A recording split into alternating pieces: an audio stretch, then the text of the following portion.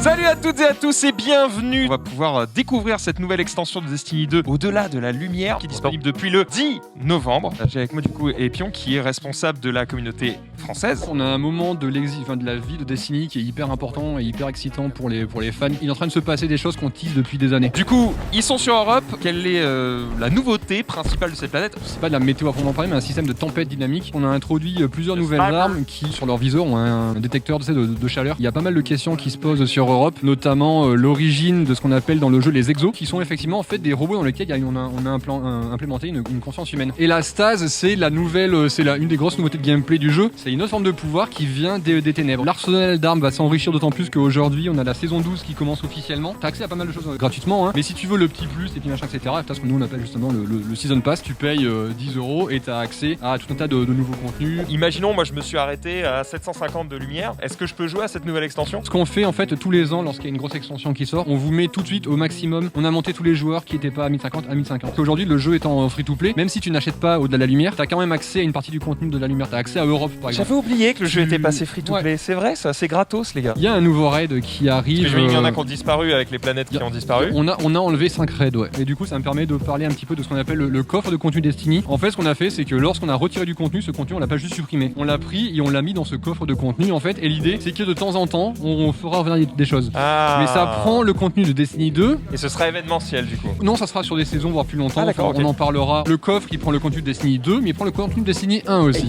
Bah là, on est avec Genius, mon ami de toujours. Je vais pas te mentir qu'il y a aucune difficulté pour nous, quoi. C'est genre, on est des Slayers. Raya, lui, de son côté, il s'attaque un peu plus fort que lui. Ah, moi, ma vie, c'est dès que je touche un mec, il est marqué immunisé. La puissance, là, je suis à 1080. Oh, je l'ai one shot. Oh là là, tu vas pas. Et moi, je vais me régaler avec un petit coup de genou. Ah, le petit coup d'épaule, le fameux.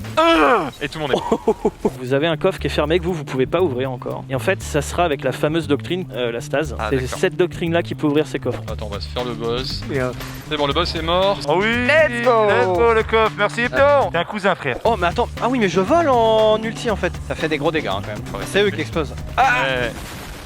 J'étais corner. Le premier ennemi vraiment qui manipule la stase, alors faites gaffe, si vous êtes trop proche de lui, il va vous bloquer dans la glace. Hop, là on est bloqué. Ça sert à rien, ouais, franchement là on nous dit qu'on n'a pas la force, il faut s'échapper. Comment ça, on n'a pas la force? Il me Pas la force, jamais on me dit il y a pas la force. Sur ce, on va aller faire des assauts les amis. Donc cet assaut était un assaut de Destiny 1 qu'ils ont remasterisé en fait. Attends, lui, je vais lui expliquer. Voilà, crie mon nom, merci, au revoir. Regarde, hop, comme ça. Et bim, il y a possibilité de construire des builds autour des finishers, comme ça s'appelle. Quelqu'un derrière nous là, Genius, qu'est-ce qui se passe? Je te couvre, Gigi pour la 2. Balance ta sauce! Pour Frodon, hein, comme on dit. Hop, voilà, laver le serveur. Je vais y aller au super pour l'entamer un petit peu.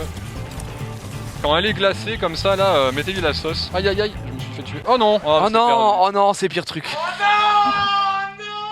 Ah, c'est la honte! D'ailleurs, on dit Epion ou Epion? Epion techniquement. Excuse-moi, je t'ai appelé Epion toute la soirée. Et tu viens de l'échiquier, non? Oh là là! Oh là là. Messieurs, on va partir en PVP? Ah oui, d'accord, Mergent, apparemment, il triche. Hein. Oh là là, le petit headshot là. Sans Genius. What Voilà! a great game for the red team! Hey, peur. Voilà! La mort vient du ciel. Oh non! Ah, de suite, quand c'est du PVP, ça ferme sa gueule là-bas, ouais! Oh! La dinguerie que je lui ai mis! C'est un sniper là que je t'ai mis. Oh mais gros, mais je lave le serveur, mais, mais vous êtes ridicule! Attends, excuse-moi Max, il y avait marqué sur mon écran victoire écrasante! Merci Epion, merci à tous d'avoir participé à cette émission, merci en régie, merci à vous évidemment. Et rendez-vous sur Destiny 2, Au-delà de la lumière, la nouvelle extension disponible depuis le 10 novembre. Salut à tous, ciao! Jouez-y sur la Xbox la plus puissante et la plus rapide jamais conçue.